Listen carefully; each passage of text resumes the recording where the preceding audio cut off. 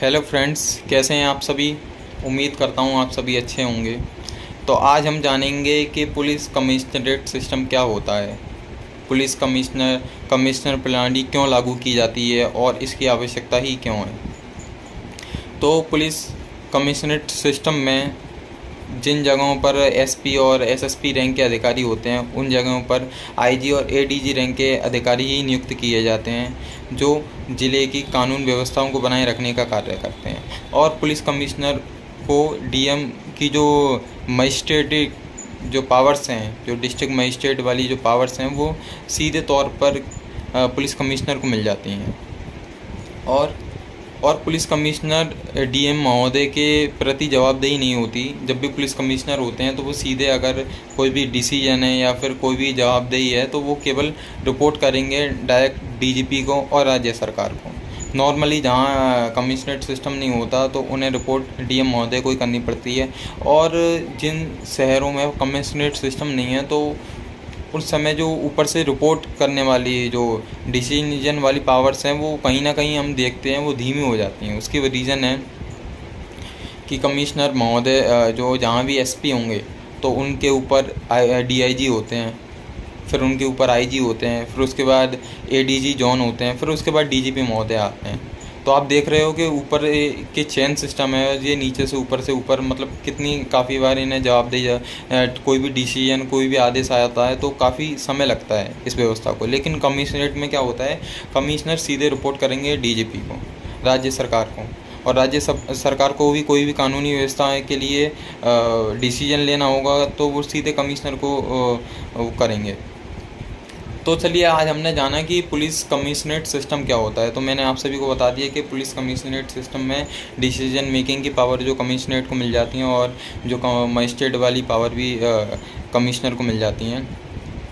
तो देश के 16 राज्यों के विभिन्न शहरों में कमिश्नरेट की व्यवस्थाएं हैं।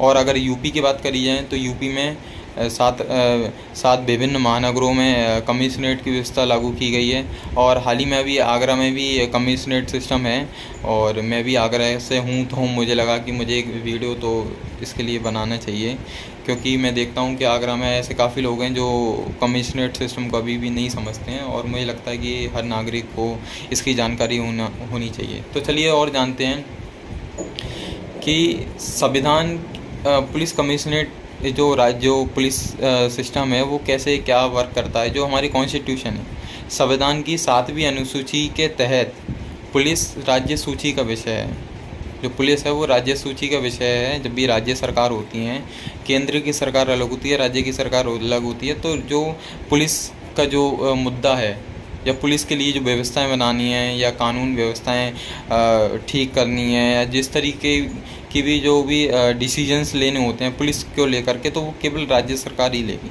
क्योंकि पुलिस 7वीं अनुसूची के तहत, संविधान की 7वीं अनुसूची के तहत पुलिस राज्य सूची का विषय है।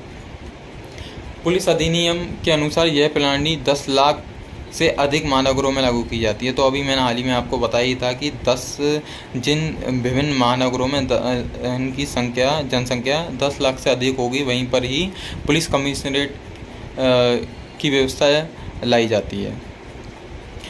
और अगर हम जाने तो यह व्यवस्था आजकल की नहीं है। मतलब पुलिस कमिश्नरेट ऐसा नहीं है कि देश स्वतंत्र हुआ और वर्तमान की सरकारों ने इस व्यवस्था को लेकर के आए। यह व्यवस्था अंग्रेज़ों द्वारा ही लागू की गई थी। सबसे पहले कोलकाता प्रेसिडेंसी में लागू की गई, उसके बाद मद्रास और मुंबई, इन तीनों जगहों पर अंग्रेज़ों ने इस व्यवस्थाओं को लागू किया था।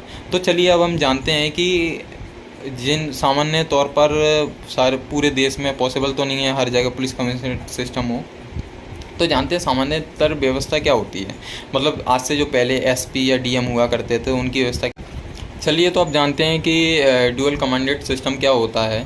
मतलब जहाँ कमिश्नर सामान्य तौर पर देश में सभी जगह पुलिस कमिश्नरेट सिस्टम तो लागू नहीं किया जा सकता, तो सामान्य तौर पर जहाँ डीएम और एसपी हुआ करते हैं वहाँ क्या व्यवस्थाएं रहती हैं। तो इसके तहत विधि और जो व्यवस्थाएं होती हैं, विधि एवं व्यवस्था के संचालक के तौर पे जिला मजिस्ट्रेट और जिला पुलिस अधीक्षक ही जिले की शक्तियों और जिम्मेदारियों को साझा करते हैं। इस ढांचे के तहत डीएम को गिरफ्तारी गिरफ्तारी के वारंट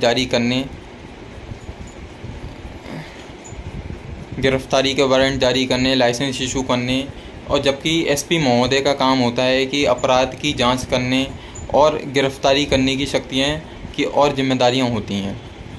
इस प्रणाली को जिला स्तर पर डीएम महोदय के प्रति पुलिस को जवाबदेही बनाया जाता है। मतलब पुलिस जो भी कार्रवाई करेगी या कोई भी लीगल एक्शंस लेगी तो उन्हें रिपोर्ट डीएम महोदय को करनी होगी। अगर जिन शहरों में पुलिस कमिश्नरेट सिस्टम नहीं है तो पुलिस को लेकर के कोई भी जब ऊपर बात होती है, फिर सुपीरियर ऑफिसर्स के बात जाती है, तो वो जिला महोदय को अपनी समस्या के समाधान के लिए जा सकते हैं, क्योंकि वहाँ पर पुलिस जिला अधिकारी महोदय के प्रति जवाबदेही होती है। जबकि पुलिस कमिश्नरेट में क्या होता है, पुलिस कमिश्नरेट में जो पुलिस होती है वो जिला अधिकारी महोदय के प्रति जवाबदेही नहीं होती। वहाँ पर जो पुलिस कमिश्नर होंगे वो डायरेक्ट डीजीपी को ही रिपोर्ट करेंगे, जो अभी मैंने आपको थोड़ी देर पहले बताया ही। हमारे देश के अंदर पुलिस का तंत्र का आधार है वो केवल आजकल से नहीं है, वो ब्रिटिश शासन से ही है, और स्वतंत्रता से पूर्व सरकार द्वारा लागू किया गया अधिनियम 1861 के तहत पुलिस अपना कार्य करती है।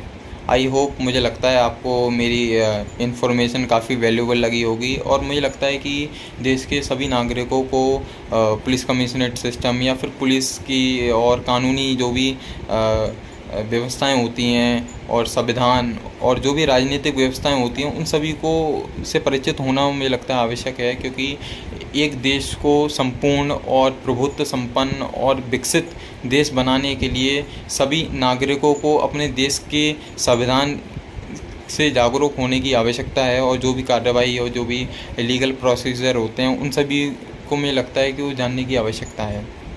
और अगर अपराध की बात करी जाए तो अपराध पुलिस ख़त्म नहीं कर सकती। अपराध उत्पन्न कहाँ से होता है? अपराध उत्पन्न होता है समाज से ही अपराधी निकलते हैं। अपराधी ऐसा तो नहीं है कोई अलग से ही अपराधी आ गए हों या अफ़गानिस्तान या पाकिस्तान से सीधे अपराधी आ रहे हों, तो समाज के अंदर से ही अपराधी निकलते हैं। तो पुलिस का ही काम नहीं है केवल अपराध को ख़त्म करना। समाज, सोसाइटी प्लस प्रशासन दोनों ही मिलकर के अपना योगदान देंगे, अपना कर्तव्य निभाएंगे और काम करेंगे। पुलिस तो काम कर ही रही है, लेकिन उसमें समाज का भी अपना कर्तव्य बनता है कि देश के अंदर समाज को अपराध मुक्त बनाने में योगदान देना चाहिए।